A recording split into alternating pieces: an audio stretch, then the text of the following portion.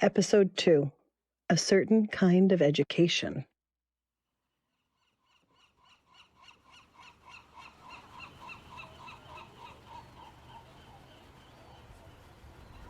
So we are on Main Street in Morro Bay, and we're near Pizza Port, and they usually have like rosemary growing on the sidewalks in front of there. And so my mom would make me like pick off some rosemary so she can cook with it. And I get so embarrassed because I was on the sidewalk, so I'd like pretend to tie my shoe and then take the rosemary.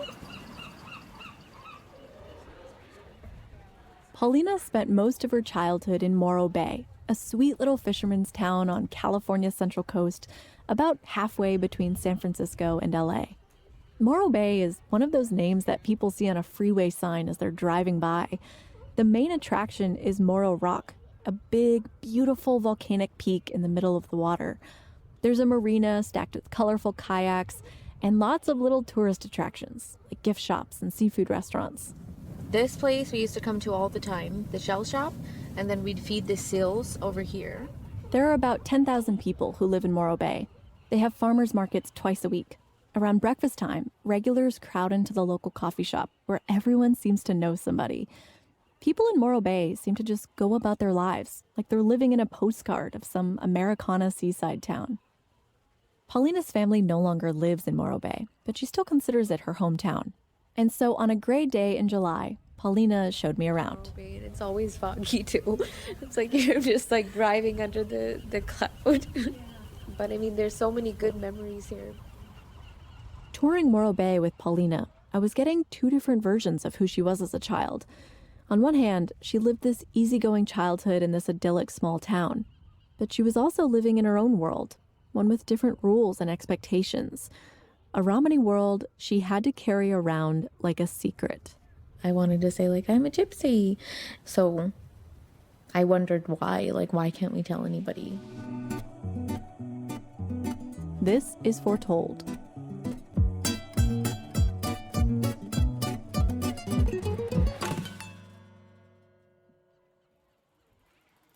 Morro Bay was where Paulina would watch her mother and elders give readings, where she'd collect those New Age books on spells and dream interpretations. And it's where she honed her craft, practicing on adults while just a little girl. This is where I got my first customers. Paulina's family was one of the few Romany families, or maybe the only one, in Morro Bay. And they ran the only psychic shop I know of in town.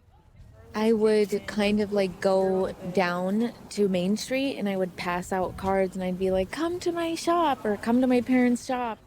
As a preteen, Paulina was already becoming a master at observing people's body language. She'd draw them in by saying they looked familiar, or it seemed like they were going through something, before inviting them back to her mom's shop for a reading. We would come back and then I'd do like a tarot card reading and then introduce them to my mom or something. Paulina said her family was always hustling for new clients. Fortune-telling can be a pretty fickle business, especially in a sleepy fisherman's town like Morro Bay. Oftentimes, despite their charisma and salesmanship, Paulina said she and her mom rarely had enough customers to fill an entire day. Like, it was kind of slow. It wasn't that, like, busy. Paulina told me that to save on costs, her family lived in the psychic shop. I mean, you can see it. It's like a little store.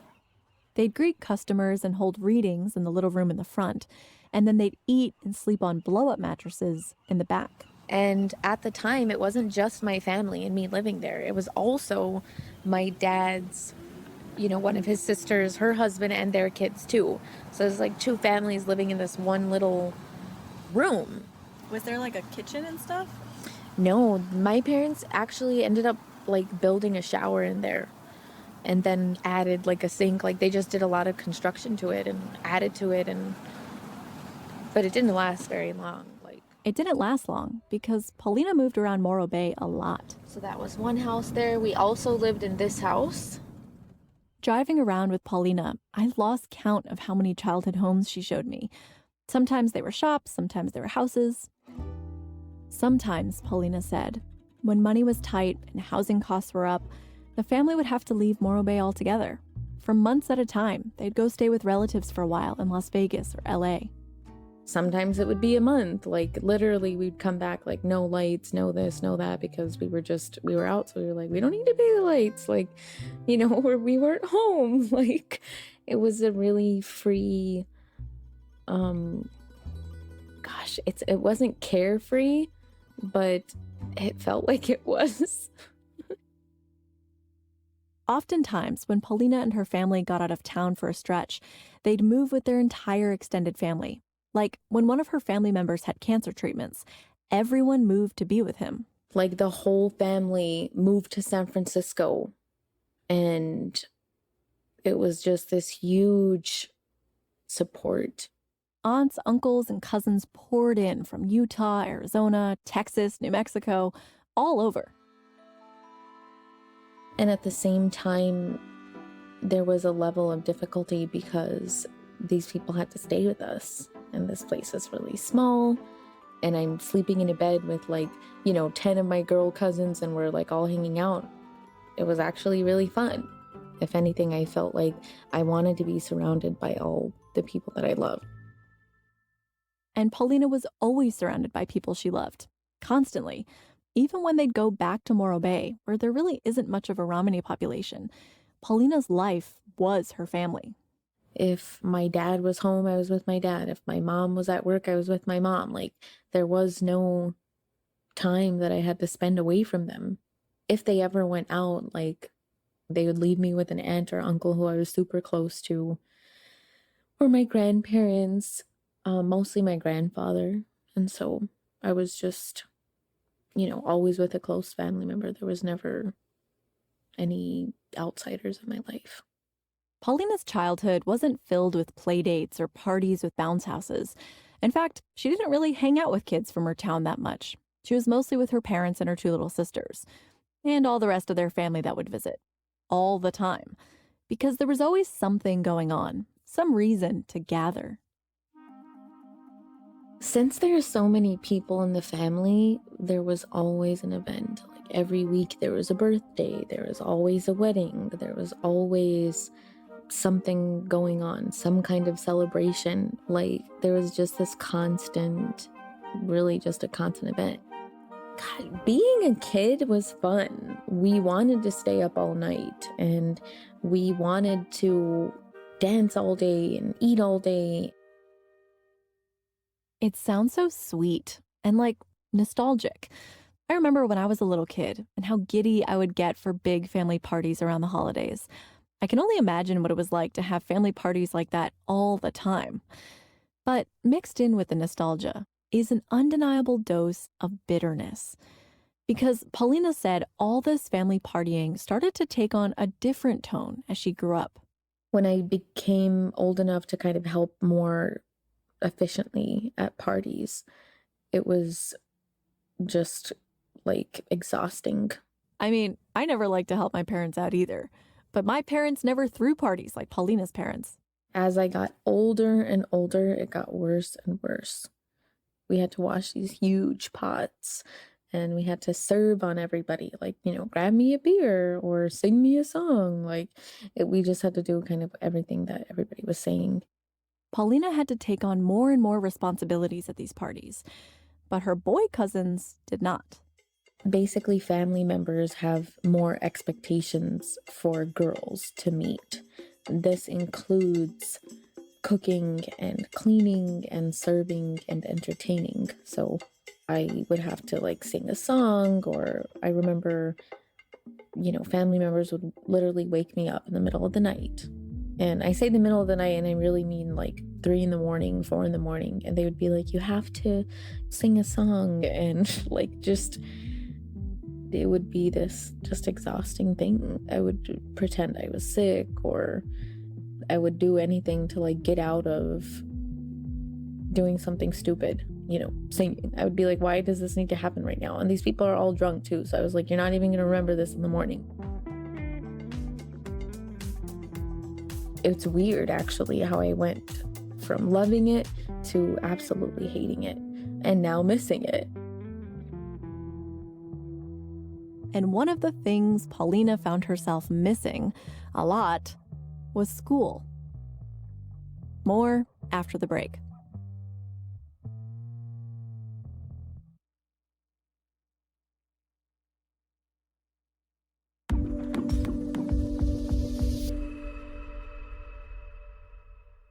From the time she was a baby, Paulina had spent almost all of her time exclusively with her family. So it was a very rough adjustment when Paulina was thrust into the outside world for her first day of kindergarten. The first day, I was just crying the whole entire day. I remember until the very last moment that I got picked up from school. To try to ease this transition, Paulina's grandfather followed her to school and stood outside the window of her classroom all day, just so she could have a little piece of home with her. And all the while, on this first day in the outside world, Paulina had to keep in mind her parents' very strict instructions. The only things before any school year was don't tell anyone you're a gypsy. I remember that. Paulina says it was thrown in with all the other first day of school instructions, like don't go home with strangers, look both ways before you cross the street. And don't tell anyone you're a gypsy. Paulina is laughing because to her, hiding her identity wasn't a big deal. In fact, it was pretty commonplace among her cousins and friends. And Paulina's experience is not unique. Most Romani Americans have been taught to hide in plain sight, especially women. Romani women would hide their identity more than Romani men.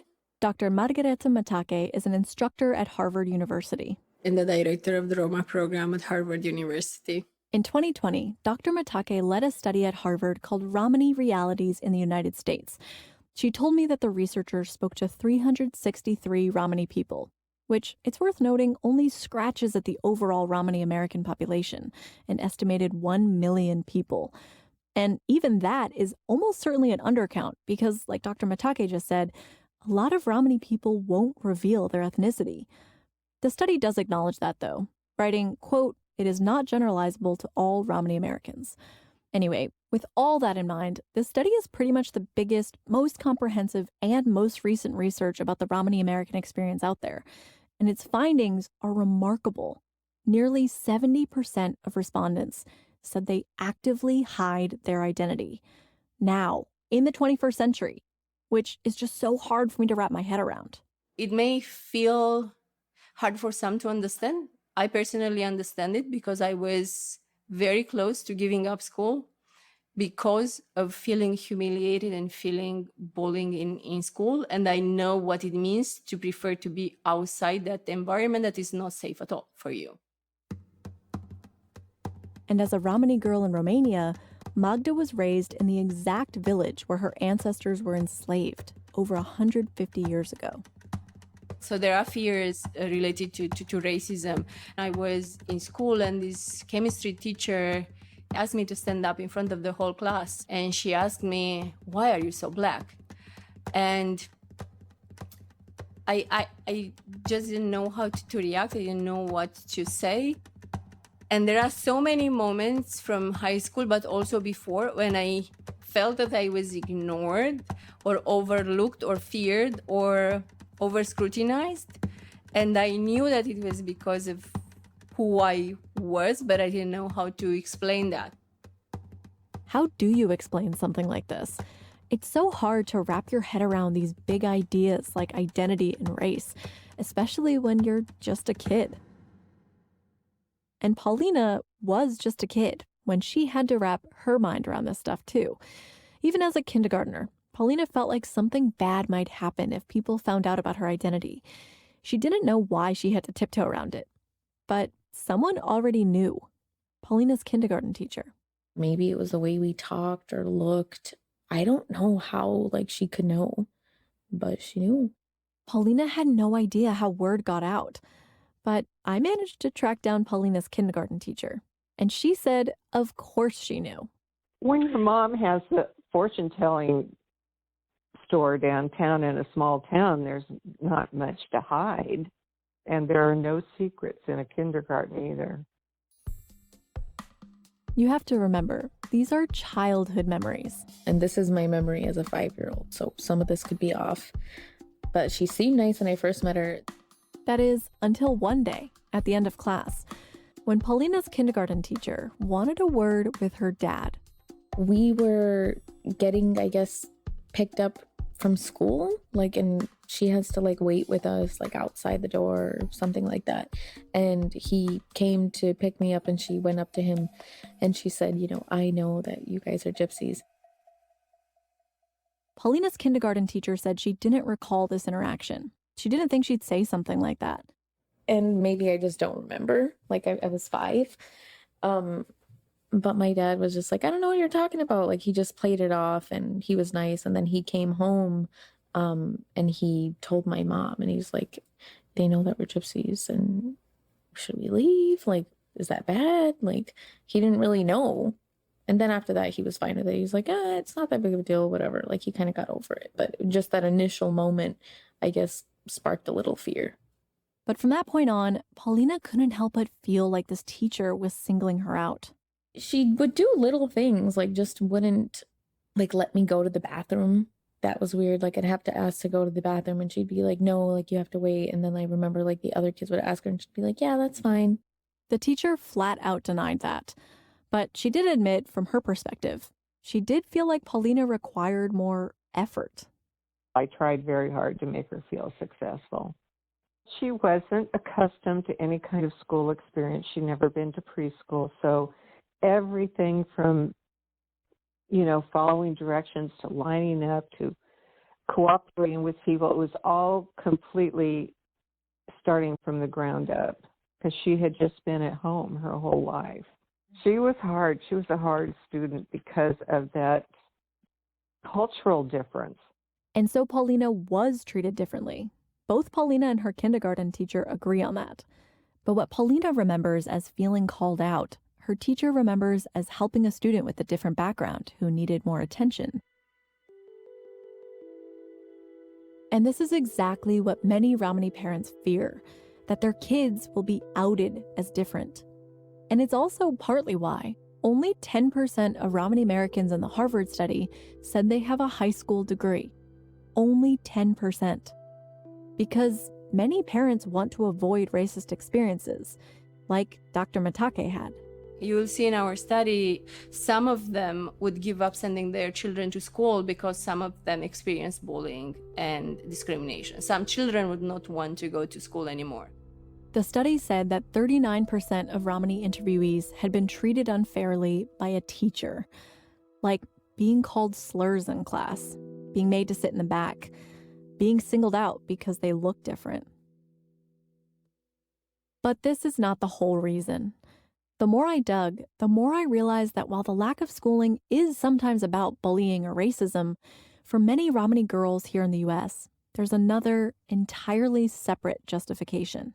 They told me, well, you can't go to school no more. You're a woman.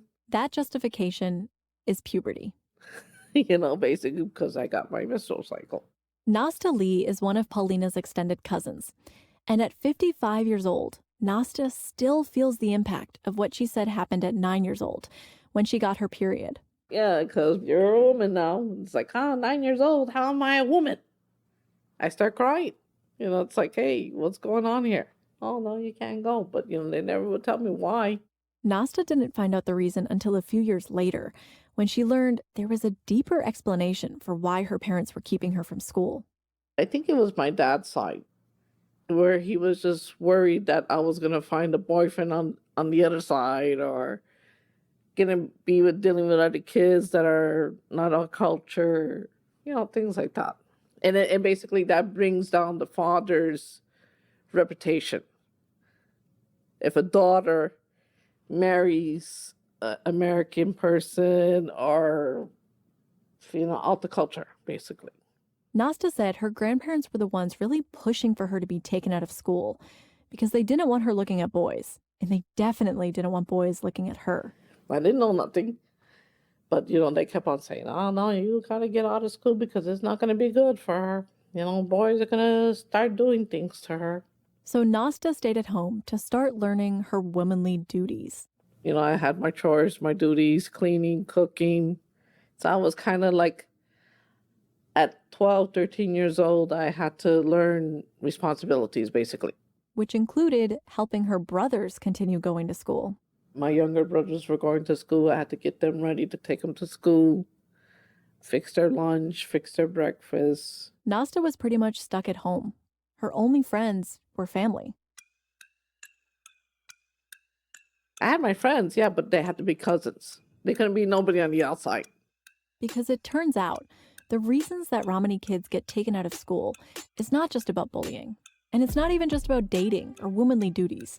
There's something much, much bigger at play here. Something ancient that has been reinforced throughout the ages, both from within and outside the culture. That's after the break.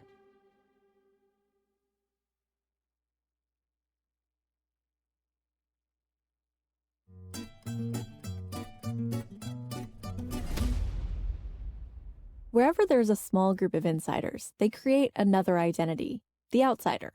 Like how Jewish people refer to goys and Gentiles, how the Romans believed everyone outside the empire sounded like they were saying bar, bar, bar, and dubbed them barbarians. When I was growing up in my super religious church, we called everyone outside the church worldly, which was definitely not a good thing. In the Romani language, everyone on the outside, people like me who are not Romani, are called gage. But even more so than those other examples, gage takes the idea of an outsider to the extreme because it's like a permanent mark that can never, ever be changed. An outsider can be someone familiar, a friend even, but they're still gage, forever and always impure. You risk becoming polluted by going into the non-Romani world. I called Professor Ian Hancock again for context. He explained to me that just associating with outsiders is taboo for a lot of Romani folks. If you come from a very conservative family, then you risk becoming tainted. Tainted. And in a conservative Romani family, they're not even supposed to touch outsiders. We cannot eat your food. We cannot touch you physically. Because the uncleanliness, the impurity of the outsider, it can spread. It's viral. We think that not only are gage unclean, but by socializing with them, we can become unclean too. That spiritual uncleanliness in the Romani language is called marime. And marime doesn't only come from outsiders. Many things in life can be unclean. And so marime is this whole system of living. And this is what religions do. They turn common sense behavior into ritual. It's a bit like keeping a kosher or halal diet, making decisions in the physical world that affect your standing in the spiritual world. It rests on the idea that you can be physically unclean and you can also be spiritually unclean. And you can take care of physical uncleanliness by washing yourself. But you can only take care of spiritual uncleanliness by living according to a certain way of life. There are regulations around sexuality and menstruation, or you can become marime by using the same bar of soap to wash the upper body and the lower body, which, for obvious reasons, is considered more dirty. And if you drop some food on the floor in a Romani household, there's no 5-second rule. If you are in the kitchen and you're cutting up carrots and potatoes and stuff, and one of the bits falls on the floor, and you're by yourself in the kitchen, you pick it up, rinse it off, and throw it back in the pot, thinking nobody saw. But the mule saw, the spirits saw, and they will remind you very soon that you transgressed the requirements of marime. You did something wrong. And you will maybe cut your finger with the knife. And that's not an accident. We don't think things are accidents. There are reasons for what are called accidents. To engage with uncleanliness is to tempt fate. You can't be unclean and not expect repercussions.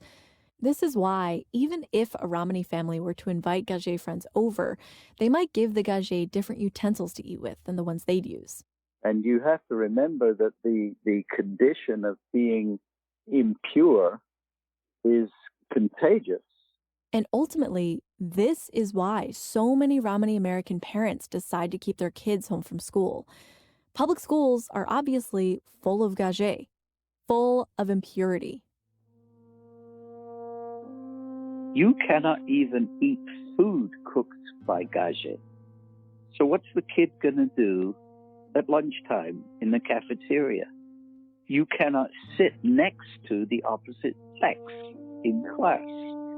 What are the kids going to do? And that is why they're kept out of school. The fear, Professor Hancock says, is that Romani kids may start to imitate the gage kids around them, picking up outsiders' ideals of cleanliness, which in a traditional Romani household are completely marime. How can you read school books about kids and their house pets who sleep on their beds? You know, this is all okay in modern mainstream Anglo-American culture, but it's anathema in Romani culture. And as you might have guessed, this is a pretty conservative mindset. Like, quite literally, this is done in the name of conservation. Throughout history, enslaved Romani families likely used the concept of marime as a way to ritualize hygiene in slave quarters. These requirements were passed down over centuries, until eventually the practice of marime came to the U.S., where it's become a way to keep the Romani world and the gage world separate. My grandmother would make such a big deal about it. When Paulina was a girl and everyone called her Nina, she said her great-grandmother would come stay with her in Morro Bay, and she was obsessed with avoiding gage. My grandmother would answer the phone. If my friends would call the house from school, she would say, you know, Nina moved, like she's not here anymore. And then I'd be like, why aren't my friends talking to me anymore? Paulina's mom was a bit more lenient, though. She was new agey and fairly open-minded. And besides, she was a young mom in a small town. There weren't a lot of other Romani people around Morro Bay, and they wanted to make friends. So basically that's why. Like, we just wanted to fit in, and so we assimilated. But a lot of the times it was difficult because I knew that they were also struggling with where they fit in, because it would be like, hey, we're going to have some neighbors over, which was like a big no-no in the community. Paulina said her parents even held barbecues with their gage neighbors, but they would barely go over to other people's houses. So, yes, they hung out with outsiders, but never too closely. And of course, they didn't tell the family outside Morro Bay. Like, we did have friends there, and my grandmother was very against that. But you can start to see the traditions relaxing, right? Paulina's mom was looser than Paulina's great-grandma. For an older generation, this leniency was the beginning of an end. Traditions getting let go, rules being relaxed, generation by generation. I think part of this story, too, is this fear that the culture is being diluted, and what do you do with that, and how do you preserve it? Well, you preserve it by being strict. And this is going to sound weird, maybe, but in our case, I believe in segregation. I know that's a terrible word, but you learn nothing in school, in an American school, that will help you specifically as a Romani person. We think that gage are not clean. We think, and this is the, when I say we, I'm saying they,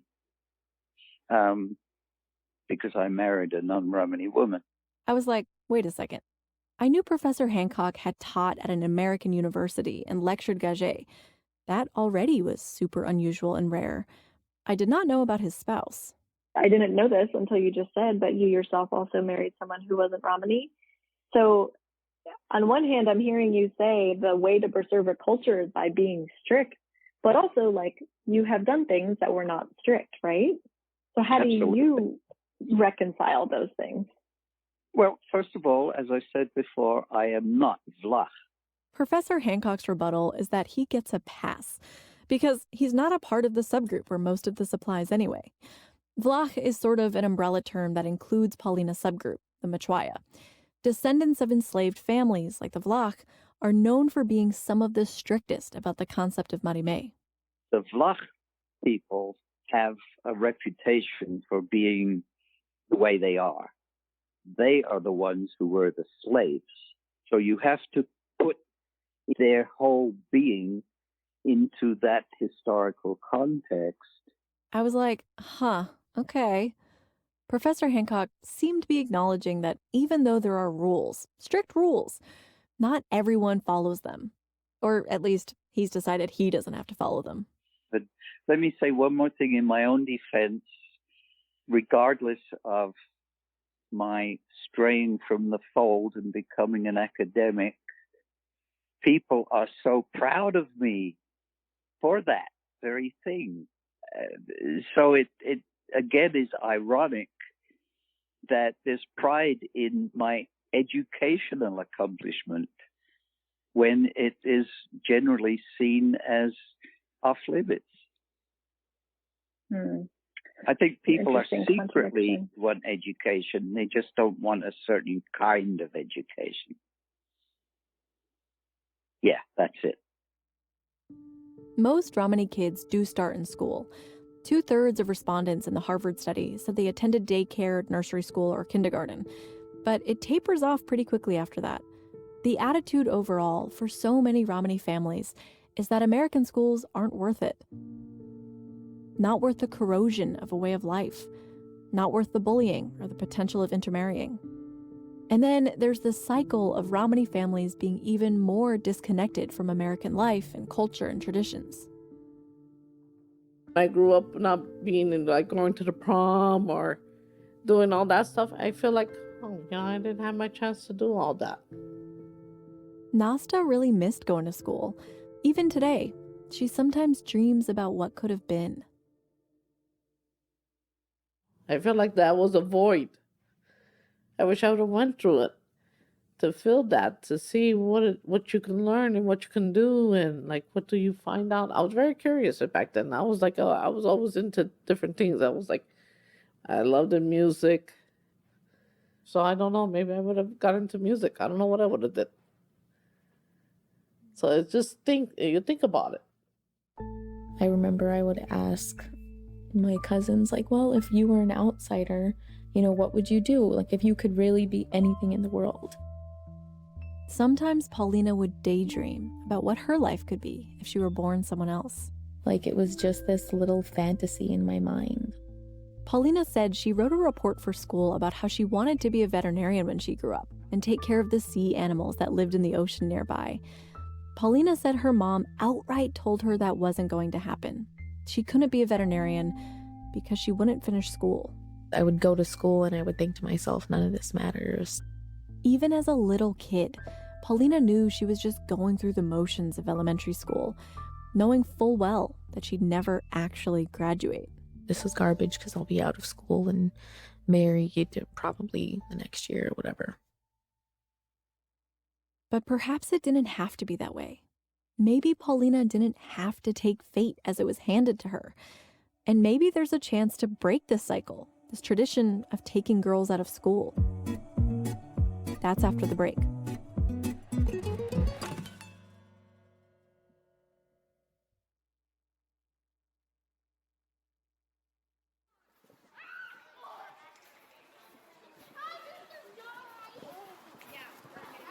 Oh, there she is.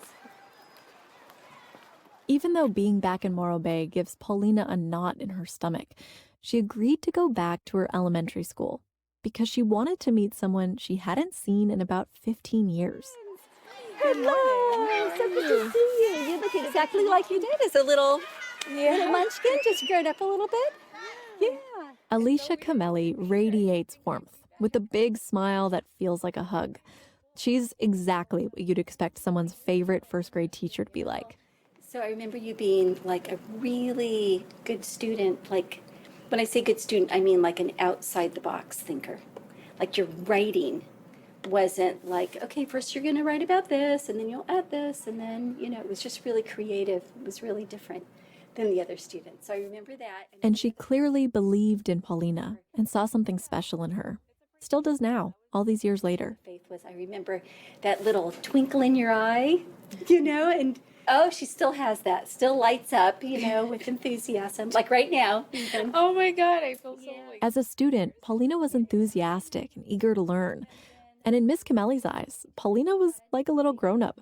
They stayed friendly even after Paulina graduated first grade. I felt like, wow, she is so mature, like beyond her years. Almost like an adult, the way you... So much like an adult, Paulina was starting to be treated like one. She was partying with her cousins. By 12 years old, she had her own fortune-telling customers. She wasn't just a carefree kid anymore. And that's why, at the end of 6th grade, when the whole class was going to a water park, Paulina couldn't go. Yes, I wasn't allowed to go on field trips. Mm-hmm. So you came to my class. Yeah. And just for a whole day, for the whole time when they were at the water slides, and you were such a good helper.